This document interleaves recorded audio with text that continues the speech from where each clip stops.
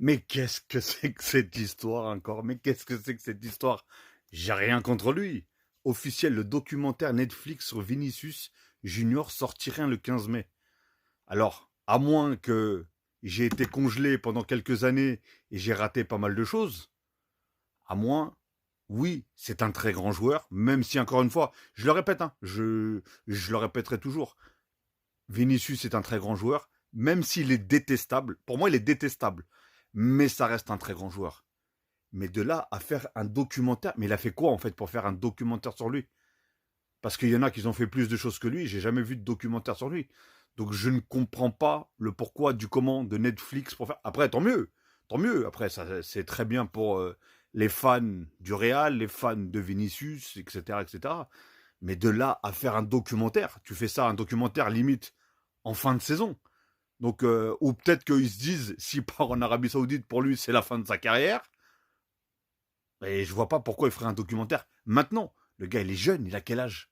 Je sais pas, 23, 24, 25 ans, je sais pas quel âge il a. Mais faire un documentaire, quand tu fais un documentaire sur Messi, je suis d'accord, il est en fin de carrière. CR7, pareil. Di Maria, pareil. Zlatan, etc. Je suis d'accord. Les mecs, ils ont fait leur carrière, et là, tu retransmets toute sa carrière. Là, tu vas mettre quoi? Vinicius, en fait. Oui, il a pris une Ligue des Champions, je crois, ou deux, je sais plus, avec, comment ça s'appelle, avec le Real Madrid. Mais c'est ça, ça va être ça le documentaire. Mais non, les gars, c'est éclaté, je suis désolé, c'est éclaté. Alors, à moins qu'ils te sortent des trucs de fou que personne ne sait, mais dites-moi ce que vous en pensez.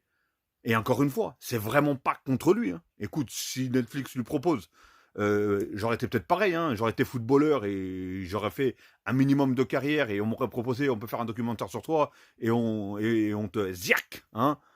On te calcule pas les zéros derrière le chèque. Je le fais, bien sûr. Mais c'est Netflix. J'ai pas compris pourquoi un documentaire sur Vinicius. Dites-le moi, hein. À moins, et je vous dis, à moins que j'ai raté des choses. À moins que j'ai raté, je sais pas, des épisodes, des saisons de quelque chose, mais non, je sais pas pourquoi Vinicius, un documentaire sur Vinicius. Bah dites-moi dans les commentaires ce que vous en pensez, hein. Et dites-moi, dites-moi si pour vous c'est logique, dites-moi le pourquoi du comment au moins. Sortez-moi des arguments, me dites pas oh, je sais pas quoi.